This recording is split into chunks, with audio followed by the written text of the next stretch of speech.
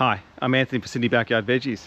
Today's finally the day. It's come time now for me to plant out the first of this season's tomatoes. It's been a long time coming. I've been growing my tomato seedlings for the last few weeks and I've been preparing the beds to get them planted out. Been absolutely beautiful weather over the last week and I'm quite confident I'm not going to get any more frost here in Sydney. So I'm going to be planting them out today, get an early start to the season. But before I start, just wanted to show you the bed where I'm going to be planting my tomatoes today. Now this here is in my top right hand corner of my main bed. This is a northwest facing side, so it gets full sun all day long in this location, both summer and winter. And I have amended this bed earlier on in late July. I added a couple of barrel loads of homemade compost to this area, and on top of that I added dolomite lime and a little bit of chicken manure pellets to the bed. And I've had it sit there for a few weeks while I grew a quick crop of pak choi in this space. Now what I'm going to be looking at doing is actually trying to plant in 2 rows at the moment, and I'm looking at putting 2 trenches pretty much just right straight down the bed, one here to furthest to the right, and then taking another row at that 80 centimeters apart. So I have 2 rows come around here, and I'm potentially looking at a later date putting in potentially a 3rd row further down. Now for my rows, I'm looking at having them spaced at 80 centimeters apart. That sounds pretty generous at the moment, but with these tomatoes they will grow into that space and I will need that area to install my stakes to support those tomatoes.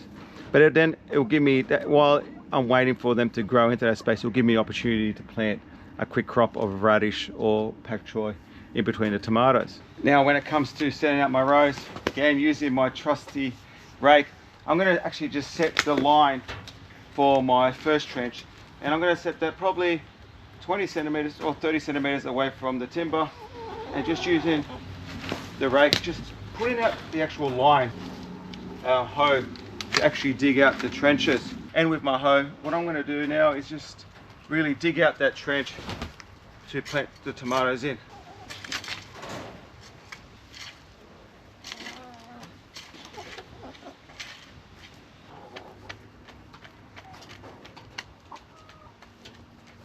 Just to bring you in closer to show you what I've done, and just dug the trench all the way across the length of the bed, and it's probably in the order of about 15 centimeters deep, and by firming up the sides, stopping the soil from falling in to the trench and covering it up. Now I need to put in a 2nd trench, and I'm looking at taking it at that 80 centimeter space from the edge of the first trench.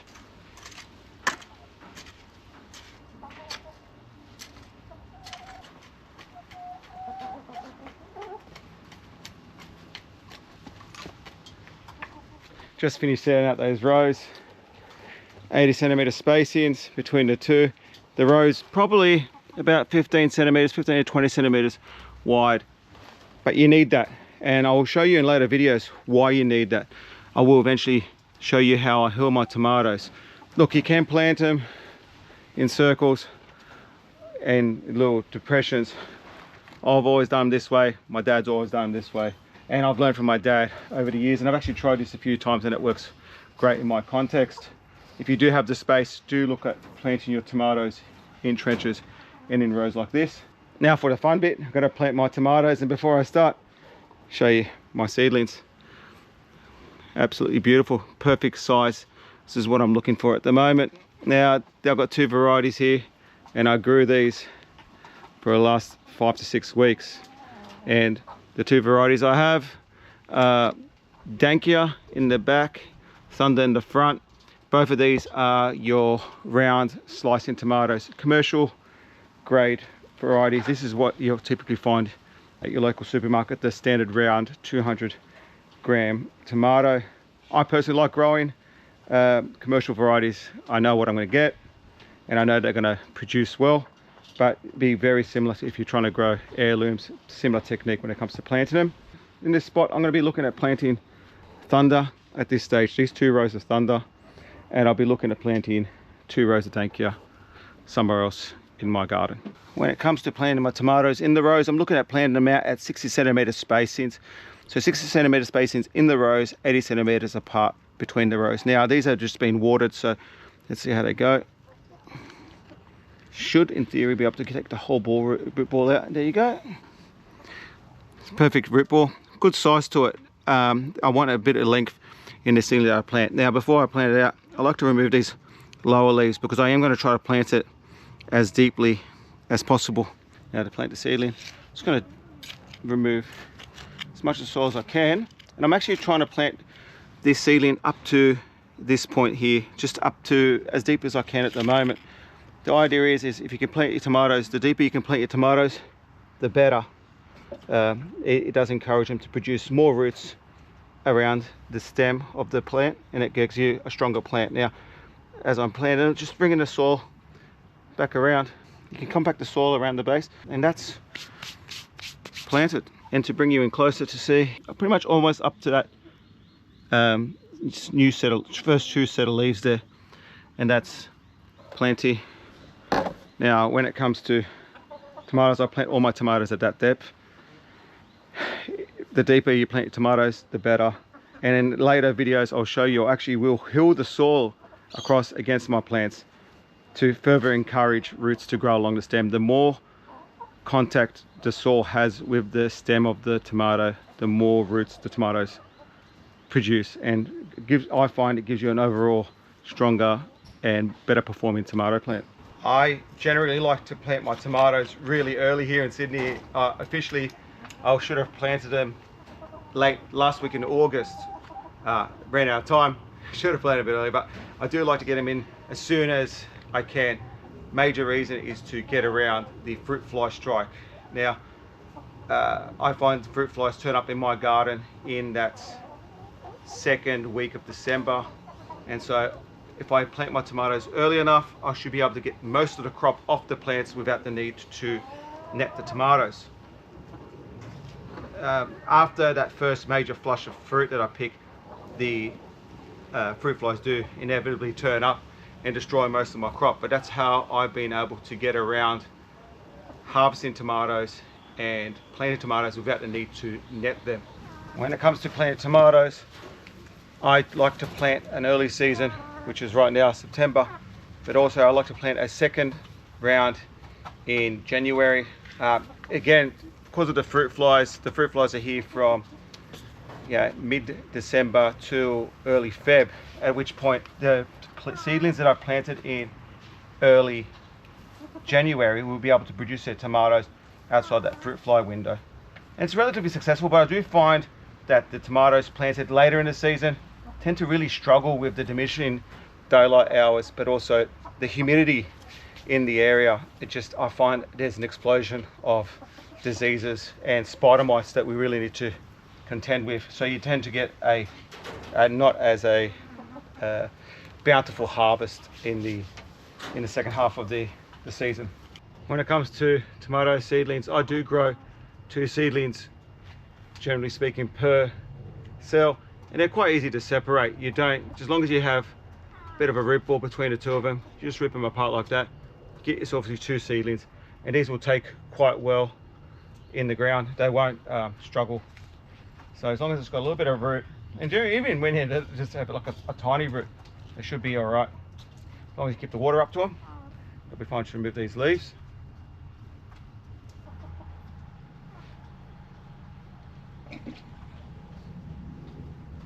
My garden goals in relation to tomatoes is to produce, to have first of all fresh tomatoes throughout the summer season, but also to produce a lot of my own passata. I use these tomatoes to produce passata.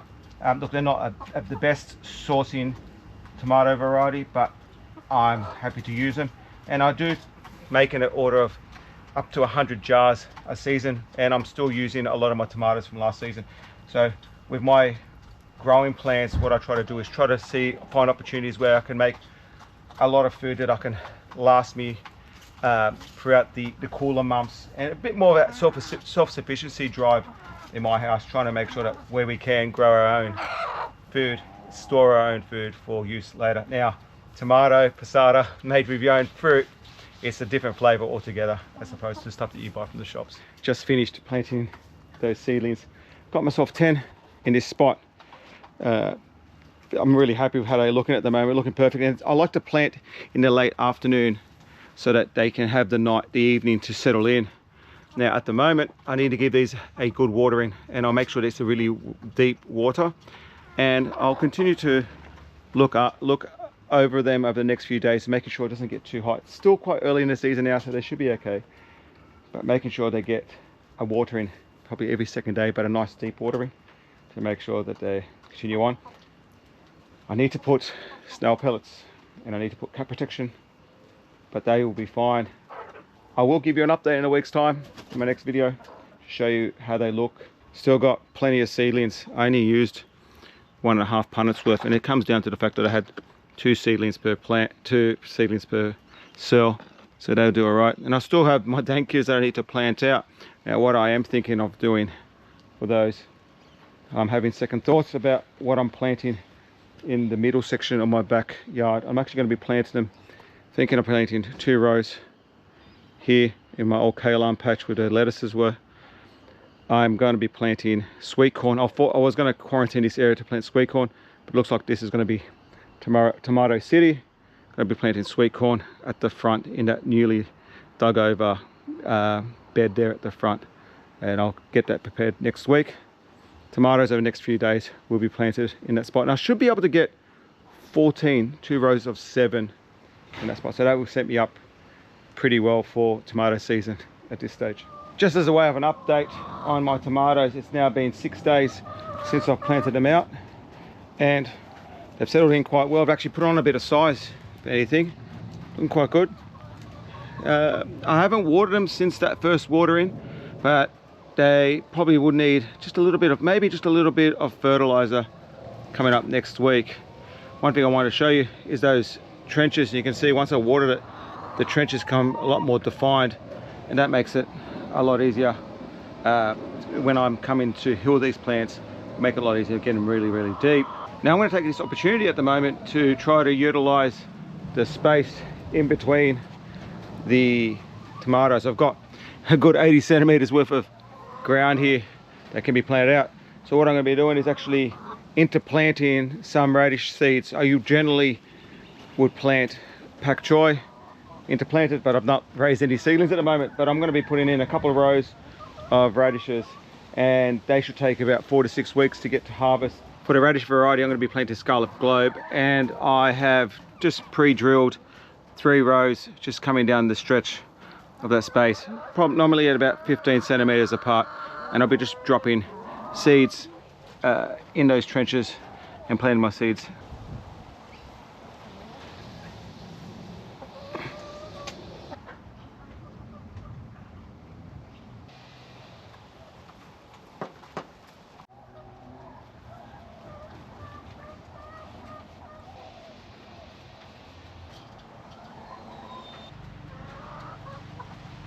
Now all I have to do now is just give the seed bed just a good watering, and then I'm done.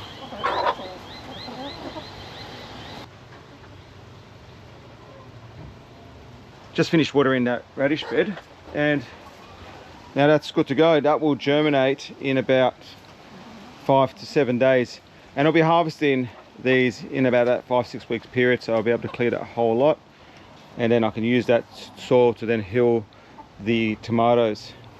These tomatoes themselves, just having a lovely look at them, they're going to need a bit of liquid fertilizer, nitrogen fertilizer, probably off power feed or something, which I will apply early next week just to get them going. They're just starting to look just a bit not as green as I'd like at this stage. It's just looking just a little yellow, so I'm going to have to give them just a little bit of fertilizer just to really get them going. Now that I've started planting tomatoes in the ground, I haven't had a chance to start my cherry tomatoes yet. So I'm going to start this season's cherry tomatoes. I do like to grow a few plants of cherry. They are quite productive, great for school lunches, and the kids love them. So I'm going to grow 4 plants this season. I'm going to grow another couple for a cousin of mine who's going to plant them in his garden. The variety I grow every year is Sugarino. It's been quite a successful variety in my patch. I'm going to be filling out a couple of smaller punnets. Don't want these to grow too large. I'm happy to plant them out in about 4 to 5 weeks time. Given it, filled it up with seed raising mix, and I've just given it a light watering, and I'm going to drop in 1 seed per cell, and then cover it up with vermiculite.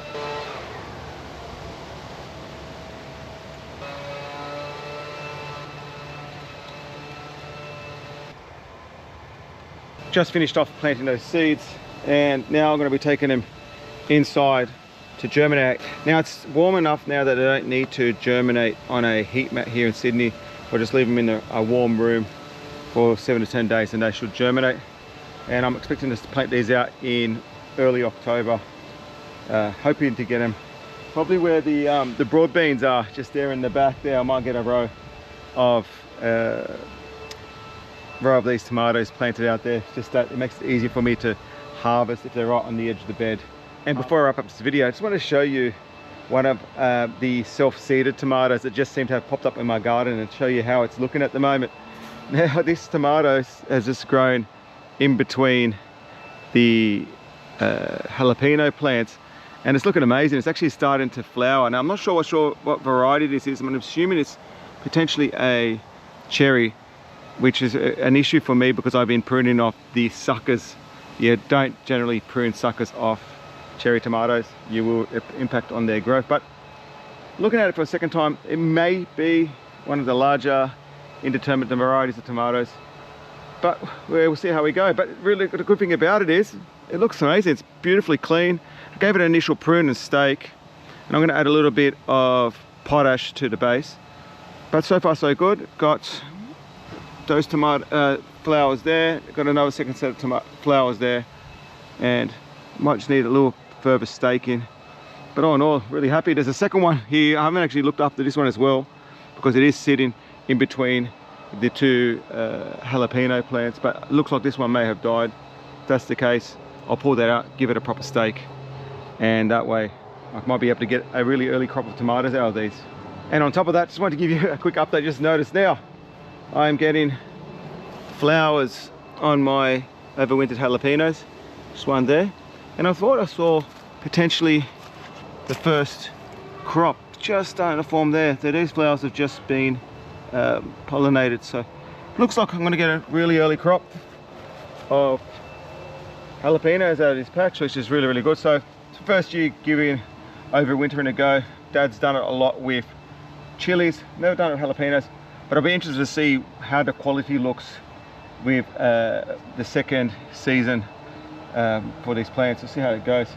Got my early crop of jalapenos, and I'm going to be planting new plants this season over near the peas over there in the corner. Thank you very much everyone for joining me in this video. I really appreciate all the support. If you have any questions, please feel free to leave me a comment on my video, or send me a message via TikTok or Instagram. Thank you very much everyone for watching, and I hope to see you in the next one.